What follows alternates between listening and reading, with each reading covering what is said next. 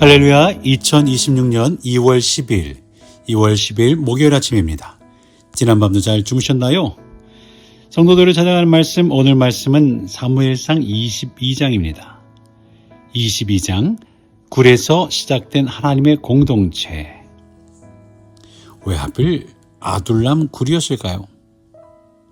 오늘 말씀을 묵상하다 보면 자연스럽게 이런 질문이 떠오릅니다. 왜 다윗은 아둘람 굴로 갔을까? 성경은 왜 굳이 굴이라는 곳까지 기록을 했을까? 그냥 아둘람이라고, 아둘람 성읍이라고, 그런 데라고 해도 충분했을 텐데 본문은 굳이 아둘람 굴 동굴이라고 말을 합니다. 성경은 장소를 아무렇게나 기록하지 않습니다. 특히 하나님이 사람을 빚으실 때 그 사람이 서 있는 자리는 그 자체로 메시지가 되는 거죠. 그래서 저 역시 목회의 여정 속에 왜 여기입니까? 왜 하필 이곳입니까? 미네소타입니까? 이런 질문을 여러 번 묻게 되었죠. 오늘 말씀은 바로 그런 질문에 조용하지만 깊은 답을 건네주십니다. 오늘 1절 말씀, 다윗은 동굴로 도망을 했어요. 다윗은 승리의 순간에 굴로 간 곳이 아닙니다. 패배 직후에도 아닙니다. 그는 가드에서 미친 채 하다가 겨우 목숨을 건지고 도망 중에 아굴라 굴로 숨어 들어갑니다. 동굴은 집이 아니죠. 동굴은 머물고 싶은 곳도 아닙니다. 동굴은 실패처럼 보이는 자리, 선택지가 없을 때 들어가는 임시 거처입니다. 하나님은 다윗의 처지를 미화하지 않습니다. 성경은 다윗의 처지를 미화하지 않아요. 그는 지금 왕이 아니라 도망자입니다. 그러나 바로 이 동굴에서 하나님은 일을 시작하시죠. 그런데 하나님은 동굴을 외면하지 않으십니다. 우리는 흔히 이렇게 생각합니다. 하나님이 함께 하시면 넓은 길로 가야 하지 않나요?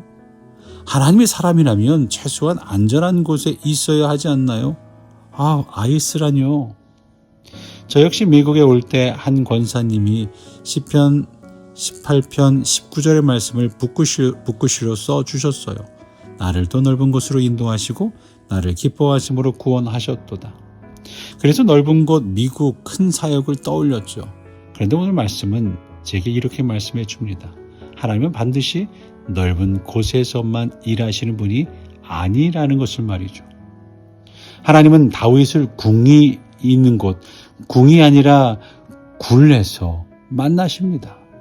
하나님은 다윗이 가장 작아 보이는 자리에서 가장 중요한 일을 시작하십니다. 아둘람 굴은 숨는 자리였어요. 굴이라고 하는, 동굴이라고 하는 히브리어는 메아라라는 숨다, 피하다, 몸을 낮추다 라는 이미지를 함께 가집니다. 아둘람의 굴은 사울의 눈을 피해 숨을 수 있는 곳이었어요. 이 굴은 블레셋과 유다 사이에 이 경계선에 있었으며 언제든지 다시 도망쳐야 할지도 모르는 불안한 자리였습니다. 하나님은 다윗을 안정된 중심이 아니라 경계선의 자리에서 다루시고 계셔요. 자, 하나님은 그런 다윗을 혼자 있게 두지 않으신 것을 보게 되죠. 다윗이 아둘람 굴에 있자 사람들이 몰려옵니다. 먼저 1절에 가족이 오죠. 그의 형제와 아버지 온 집이 듣고 그리로 내려가서, 그리고 이어서 뜻밖의 사람들이 옵니다. 2절 말씀에 환난당한 모든 자와 빚진 모든 자와 마음이 원통한 모든 자가 그에게로 모여들었고, 이들은 영웅이 아닙니다. 지도층도 아니고 성공한 사람도 아닙니다. 히브리어는 이들을 아주 생생하게 묘사를 해요. 마초크, 숨 쉴 틈이 없는 인생을 말하죠. 환난당한 모든 자예요. 숨 쉴 틈이 없는 인생이에요. 노쉐, 빚에 묶인 자유를 잃은 사람들, 빚진 모든 자입니다. 마른 네페쉬, 마음이 부러진 사람들, 마음이 원통한 모든 자를 가리키고 있죠. 한마디로 마초크, 노쉐, 마르 네페쉬, 한마디로 말하면 사울의 나라에서 밀려난 사람들입니다. 이들이 동굴이었기 때문에 모일 수 있었어요. 이런 사람들이 처음부터 성문으로 왕궁 앞에 광장으로 나올 수 있었을까요? 아니죠. 그들은 숨을 곳이 필요했던 사람들이에요. 아둘람 굴은 강한 사람의 본부가 아니라 상처 입은 사람들이 숨을 수 있는 공간이었어요. 그래서 굴이어야 했습니다. 하나님은 이렇게 동굴에서 공동체를 만드셨습니다. 성경은 분명 2절에 말을 하죠. 다 그에게로 모였고 그는 그들의 우두머리가 되었는데, 사람들이 다윗이 그 사람을 모집하진 않았어요. 광고도 하지 않았어요. 하나님이 사람들을 붙이신 것이었죠. 동굴은 도피처였지만 하나님의 손에 들리자 새로운 공동체의 출발점이 되었습니다. 아둘람 공동체는 사람이 만든 공동체가 아니라 하나님이 엮으신 공동체입니다. 그 모임의 숫자는 우리가 보듯이 400명이었어요. 의미심장한 숫자죠. 2절에 이 400명이라는 숫자는 도망자의 숫자가 아니라 전투 가능한 공동체의 최소 단위입니다. 하나님은 이미 미래를 준비하고 계셨던 거죠. 굴은 끝이 아니라 준비의 장소였던 거예요. 그러나 다윗은 아직 흔들렸어요. 3절의 말씀 보면 다윗은 부모를 모압으로 데리고 갑니다. 그리고 이방 왕에게 맡기죠. 3절, 다윗이 모압 왕에게 이르되 하나님이 나를 위하여 어떻게 하실지를 내가 알기까지 나의 부모와 나와서 당신들과 함께 있게 하기를 청하나이다. 부모가 나와서 당신들과 함께 있게 해달라고 모압 왕에게 간청하고 있어요. 이 말은 다윗이 아직 하나님의 뜻을 다 알지 모른다라는 거예요. 하나님의 뜻을 다 알지 모른다라는 거죠. 그렇습니다. 믿음의 사람도 모르는 시간을 지나갑니다. 다윗은 기름 부음 받았지만 모든 길이 보이지 않았어요. 모든 길이 보이는 것은 아닙니다.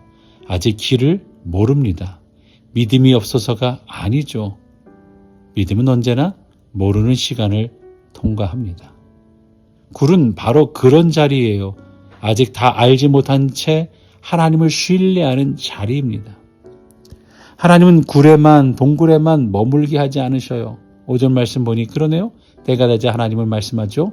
그때 등장하는 사람이 선지자 갓입니다. 5절 말씀 함께 읽습니다. 선지자 갓이 다윗에게 이르되 너는 이 요새에 있지 말고 떠나 유다 땅으로 들어가라. 단호한 명령입니다. 미루지 말라는 뜻입니다. 동굴은 필요했지만 영원한 거처는 아니에요. 하나님은 숨을 자리를 주시되 거기에 안주하게 두지는 않으시죠. 그래서 다윗은 말씀에 반응합니다. 다윗은 즉시 움직입니다. 헤렛 수풀로 들어갑니다. 굴에서 배운 것이 바로 이거죠. 말씀을 기다리고 말씀에 순종하는 법이에요. 이것은 전략적인 이동이 아니라 말씀에 대한 반응인 겁니다. 반면에 6절에 보니까 사울은 높은 곳에 있습니다. 사울을 보면 사울은 높은 곳에 앉아 있고 에셀 나무 아래 있고 손에는 단창을 쥐고 있습니다. 겉보기에는 사울이 훨씬 더 안정되어 보이죠. 그러나 사울의 마음은 동굴보다 더 어둡습니다. 사울의 말은 의심으로 가득합니다. 8절 말씀, 너희가 다 공모하여 나를 대적하며 내 아들이 이새의 아들과 맹약하였으되 내게 고발하는 자가 하나도 없고. 사람이 모여 있지만 공동체는 없어요. 정보는 있지만 신뢰가 없습니다. 오히려 사울의 언어는 사람들을 묶어 의심합니다. 우리는 동굴의 다윗과 높은 곳에 있는 사울을 보게 됩니다. 사울의 곁에는 단창, 의심, 고발이 있고요. 다윗의 곁에는 상처가 있고 빚이 있지만 눈물이 있지만 그러나 사람이 남아 있습니다. 하나님은 어디에 계실까요? 하나님은 동굴에서 사람을 모으시고 동굴에서 지도자를 빚으십니다. 아둘람 굴은 도망자의 은신처가 아니라 하나님 나라의 씨앗이 심겨진 자리였습니다. 실패한 것 같지만 미래를 준비하는 것이었어요. 아둘람은 도피처가 아니라 하나님의 훈련소였습니다. 사랑하는 성도 여러분, 혹시 지금 굴 같은 자리에 계십니까? 숨고 싶고 앞이 보이지 않고 아직 하나님의 뜻을 다 알지 못하는 자리 말입니다. 하나님은 바로 그 자리에서 사람을 붙이시고 공동체를 시작하시고 미래를 준비하십니다. 아들남 굴은 실패가 아니라 하나님의 방식이었어요. 굴은 끝이 아니라 바로 시작이었죠. 오늘도 새로운 시작에 굴에서 훈련받은 모든 것들을 사용하여 하나님의 나라를 시작하는 저와 여러분 되시기를 간절히 축원합니다. 기도합니다. 하나님 아버지, 우리가 굴 같은 자리에 있을 때 주님은 우리를 버린 것이 아니라 오히려 일하고 계심을 믿게 하옵소서. 상처 입은 사람들과 함께 숨을 수 있는 공동체, 다시 걸어 나갈 힘을 얻는 공동체가 되게 하여 주옵소서. 굴에 머물지 않고 말씀을 따라 나아가는 다윗처럼 우리도 순종의 길을 걷게 하여 주옵소서. 그렇게 되기를 간절히 원하며 우리의 구원자 예수 그리스도의 이름으로 기도하옵나이다. 아멘.